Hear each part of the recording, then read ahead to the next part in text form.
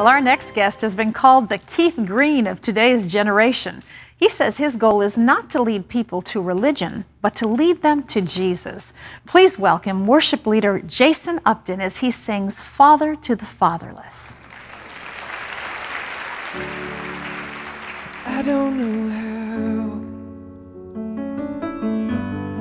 how to say what I'm feeling, and I don't have words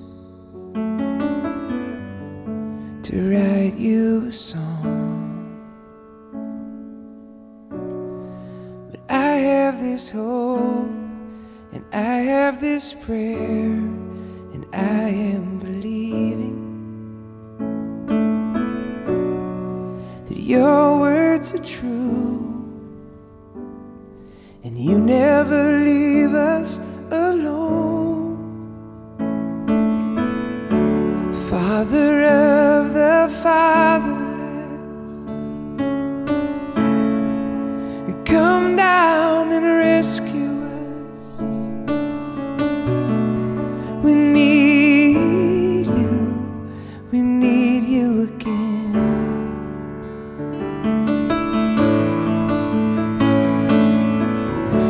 Friend of the friendless, come down and visit us. We need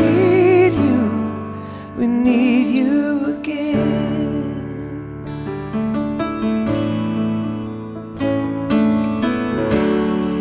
And how many sons have cried for their fathers, and how many fathers have cried like a son?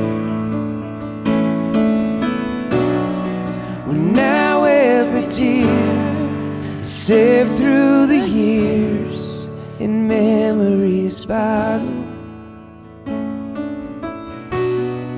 becomes the fine wine you serve to the children of God.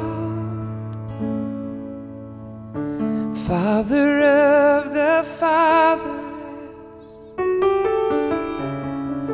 come down and rescue us. We need you again.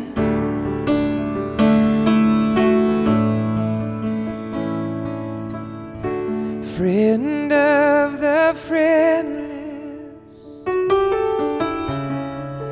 come down and visit us. We need you again.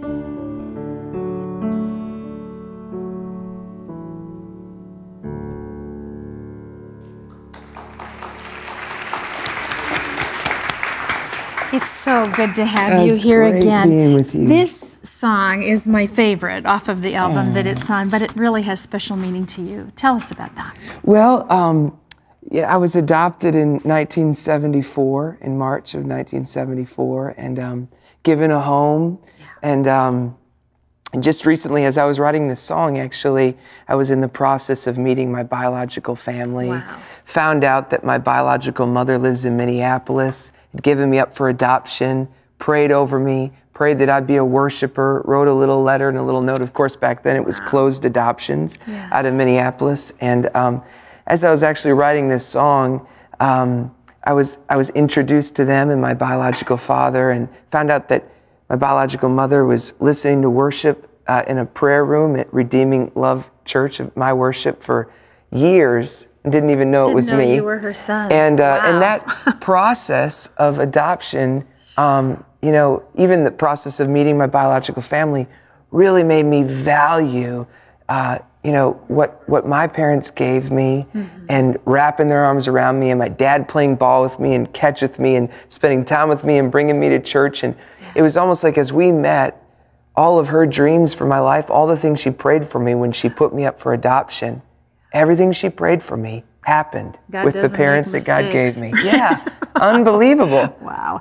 I know that you had an encounter with God that has taken you from just singing in churches to really having a passion to reach people with the knowledge that they can know Jesus, walk with them, live with them. How did that happen? Well, you know, my wife and I, Rachel, she actually didn't grow up in the church so much and had an experience with God later on in life. And then when we met, she was a 3-day eventer and horse rider and such. And when we met, she just didn't have any understanding of church ways of doing things. And so she actually just encouraged me. We'd be at the house worshiping, I'd be singing songs, and she got me a piano one year in like 1995 and to play in a worship room. And I just started singing songs in the worship room.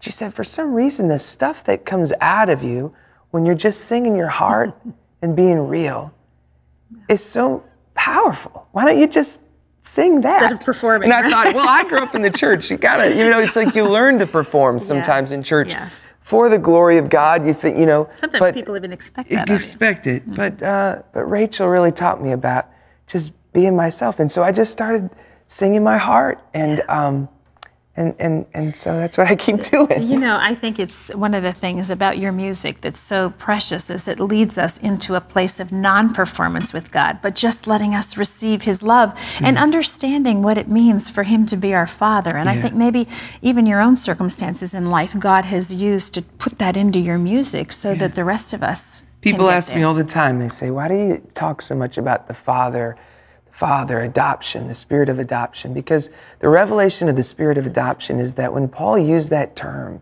what he meant was that was a legally binding contract, that he used it specifically to show that to be a blood child, you could be disowned and disinherited, but to be adopted meant that you could never be disowned and you could never be disinherited. It's forever. And so, so that's the good that news. enters our worship, That's doesn't the it? amazing news. I want to mention that the album that Father of the Fatherless is on is Between Earth and Sky, which is awesome. You've got some great songs on there about your kids as well. And then Beautiful People is your most recent release, right? Yeah. So I want people to know that you can get a hold of this. They're available across the country. And Jason's got such a great message. By the way, this is appropriate. Today is November 1st. This is National Adoption Month.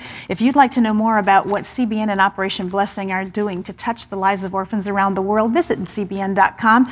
Go to Orphans Promise and you can find out about that. Thank you for your passion and your heart for this. It's great to see you again.